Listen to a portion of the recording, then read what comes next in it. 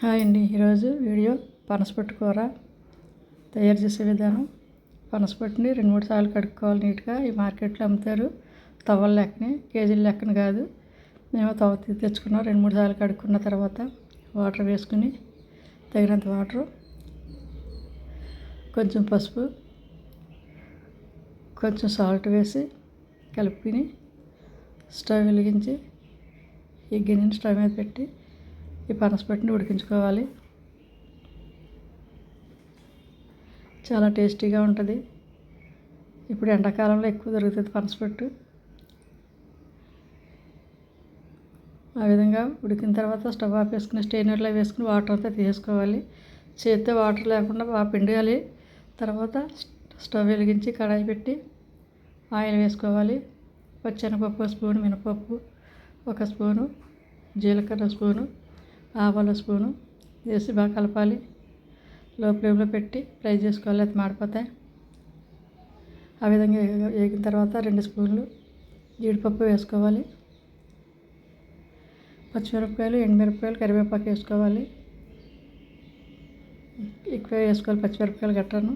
నేను 6 పచ్చిమిరపకాయలు, 3 ఎండుమిరపకాయలు వేసాను. ఇంగ వేసుకోవాలి, కొంచెం వేసుకుని కలపాలి. తర్వాత చింతపండు రసం వేసుకోవాలి, సరిపడా వేసుకోవాలి. చిక్కగా తీసుకుని చింతపండు రసం వేసుకోవాలి.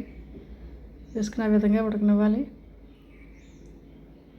అలా దగ్గరగా ఉడికిన తర్వాత ఇప్పుడు పనసపొట్టు వేసుకోవాలి. వేసుకుని బాగా కలపాలి.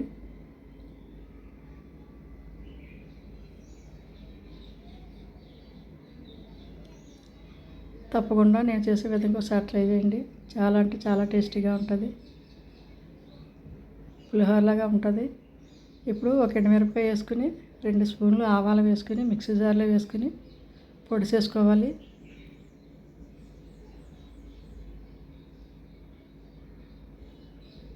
కూర చల్లారిపోయిన తర్వాత ఈ పొడిని కలపాలి. ఆవపిండిని ఇదే ఆవపెట్టిన పనసపొట్టు కూర అంటారు. ఈ విధంగా కలుపుకోవాలి.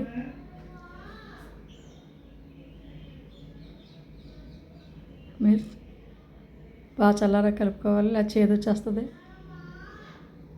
చాలా అంటే చాలా టేస్టీగా ఉంటుంది.